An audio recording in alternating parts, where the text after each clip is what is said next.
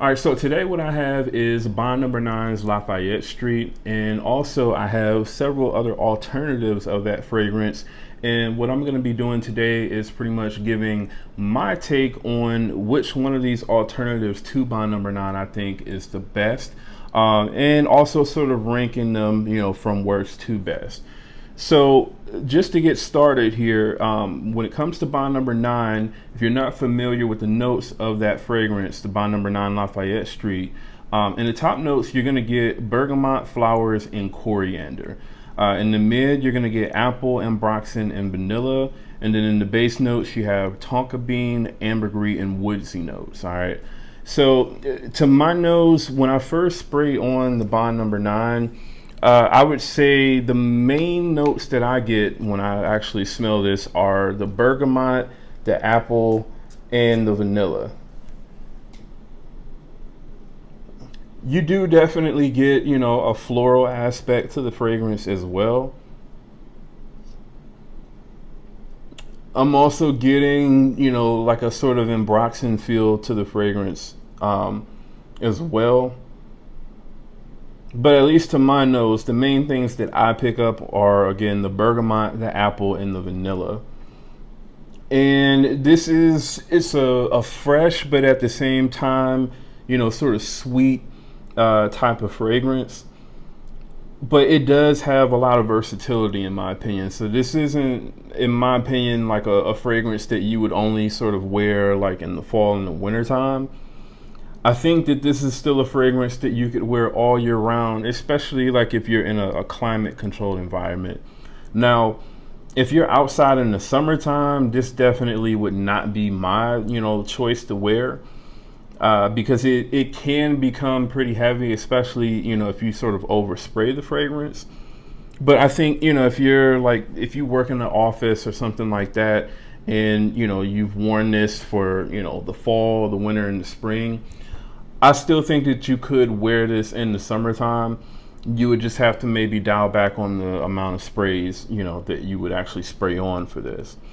Now, it does, in my opinion, it is a pretty linear scent for the most part, especially after probably, I don't know, the first 20 minutes or so. After that point, really what you smell after that point is pretty much what you're going to get for the entire duration of the fragrance for the most part. And again, it's just a really likable, really sort of easy to wear, fresh, but yet at the same time, again, sweet sort of apple and vanilla type of scent. You do also definitely pick up on some of that tonka bean in the dry down as well. Overall, man, it's a really likable scent. So what I have here today in terms of the alternatives are going to be Dumont's Nitro Pour Homme, and then I also have Grandeur Elite's Avenue New York, and then the last but the newest pickup that I just picked up, and this was by recommendation of my viewers and subscribers. I went ahead and picked up the Joe Milano, Game of Spades Wildcard. All right, so a lot of you all kind of mentioned that this was like the best interpretation of Lafayette Street from Bond Number Nine. And so we're just going to kind of go over, whether or not I agree with that or not. So the presentation on the Joe Milano, in my opinion, this definitely is, better than the cheaper iterations like the Dumont and the Grandeur. So this comes in kind of like this, suede or velvet sort of, box. It has that material all over the front, the sides, the top, and the bottom, just not on the back of the box. And this is pretty much where you have like the luxury collection up here. You've got the size of the bottle, the ingredients, stuff like that. And then there's nothing on the actual bottom of the box. And then you have here Joe Milano Paris on this side of the, sort of door that kind of opens. And then the actual bottle sits in here coffin style like that. All right. So the bottle itself in my opinion, it's not, you know, necessarily like the most luxurious looking bottle or anything like that.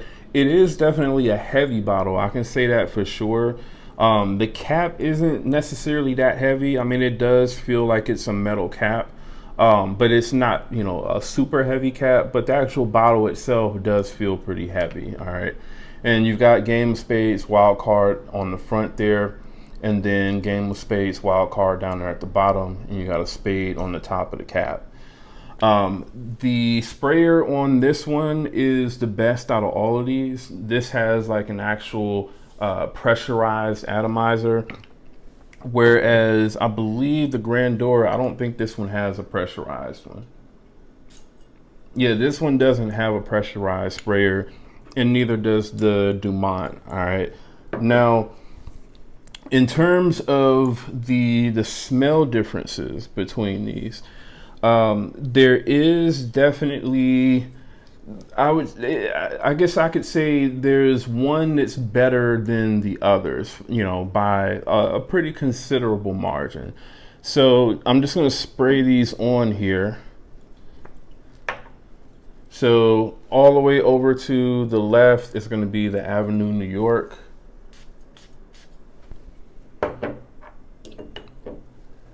And then in the middle, it's going to be the Dumont Nitro.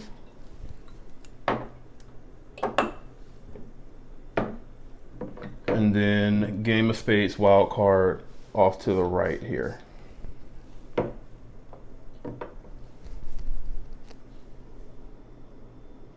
And yeah, for sure, what I get with each one of these is the Avenue New York, it definitely has the lowest quality out of the three. So when you first spray the Avenue New York on, you get a noticeable alcohol blast, you know, more than what you get with the other two. To be honest, I really don't pick up on much of any sort of alcohol blast from the Nitro Pour Homme. This one smells pretty smooth, you know, just from, you know, the initial spray. And then the Game of Spades Wildcard, there's no sort of alcohol blast that I can really detect. All right. And when it comes to these fragrances being, you know, whether or not they're true to, you know, the original fragrance or how true they are to the original, in my opinion, the Avenue New York and the Dumont Nitro, they are, I would say, less true to the original fragrance. The original, it has like this really crisp sort of fresh bergamot that you get in the opening, but it has like a noticeable, and really the floral aspect, to my nose, it comes out a few minutes later, but the florals are definitely more noticeable in the Bond Number 9 than they are in the Avenue New York and in the Dumont Nitro. They're about the same, in my opinion, in the Wildcard. The Wildcard, to me, I think the biggest difference that I was able to pick up with the Game of Spades Wildcard when comparing it to the Bond Number 9 was that the Game of Spades Wildcard, when you first spray the fragrance on, and you know, if you have like the Bond Number 9 sprayed right next to it and you kind of go side by side, the bergamot to me in the Bond Number 9, it comes off as being a little bit more brighter. And just overall, in my opinion, the blend quality seems to be just slightly better in the Bond Number 9.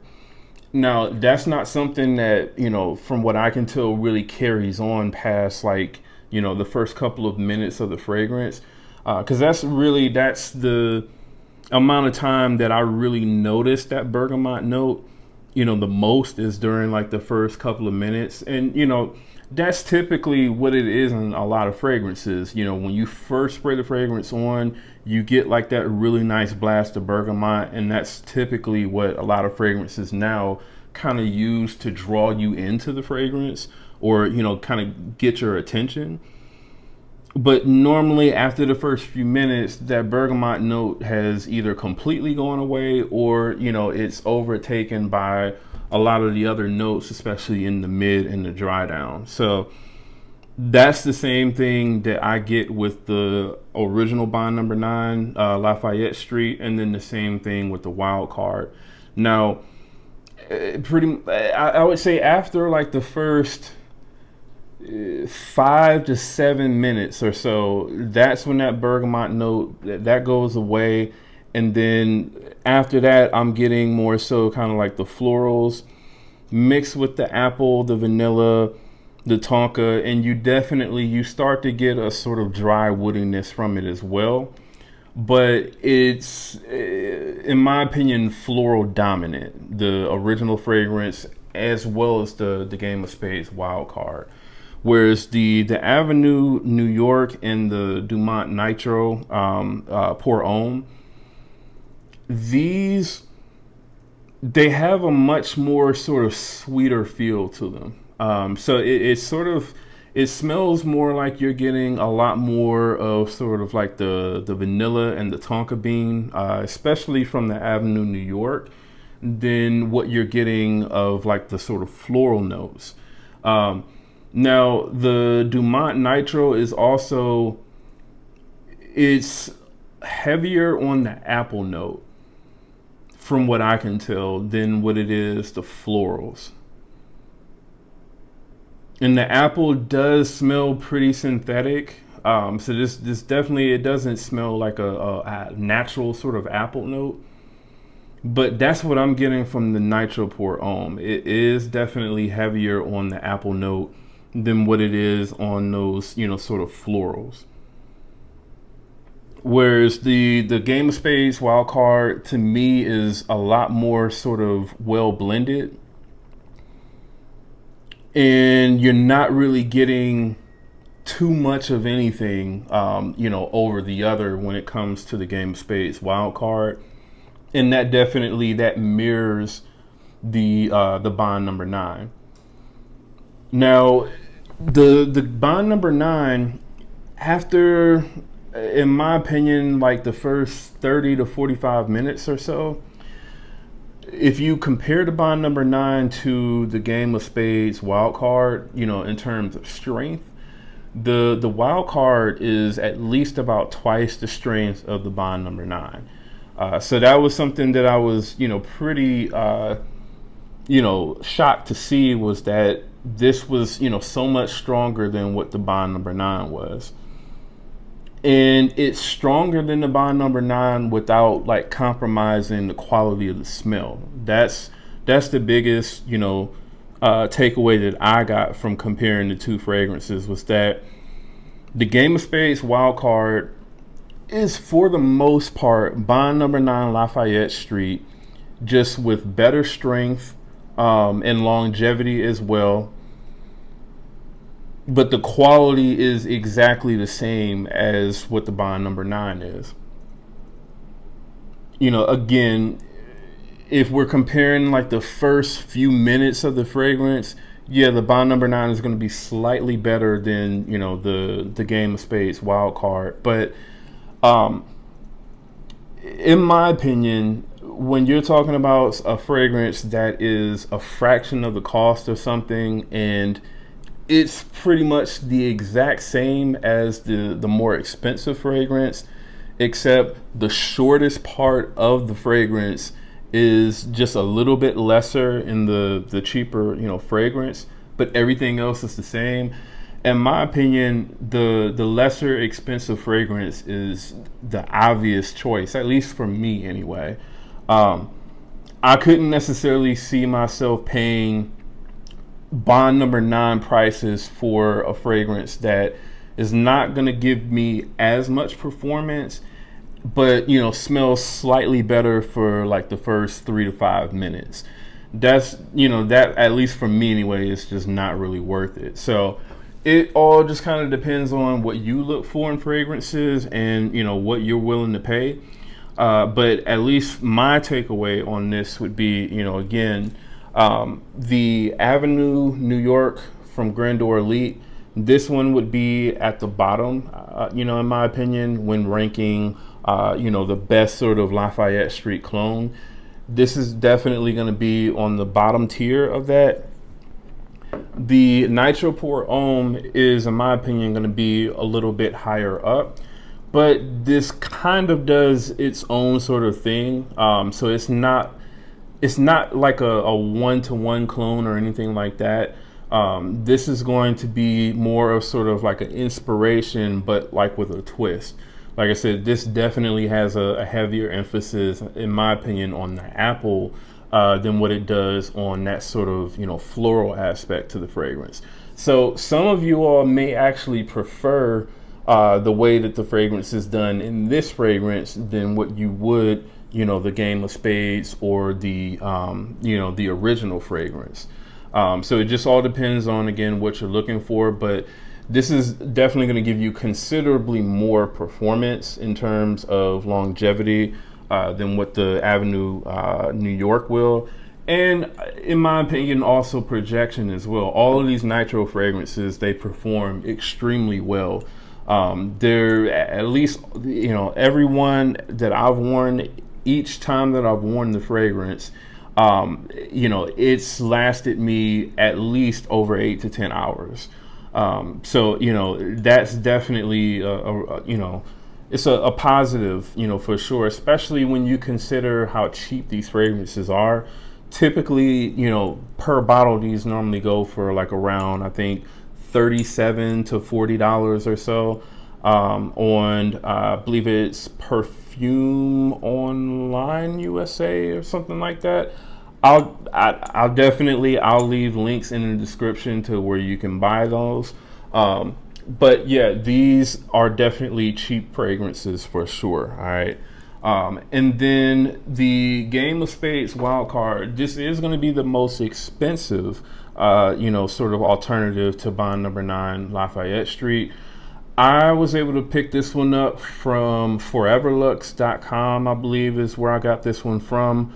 And I think it was like $67 with free shipping. So, close to $70. So that's definitely going to be much higher, on the sort of scale when it comes to clones.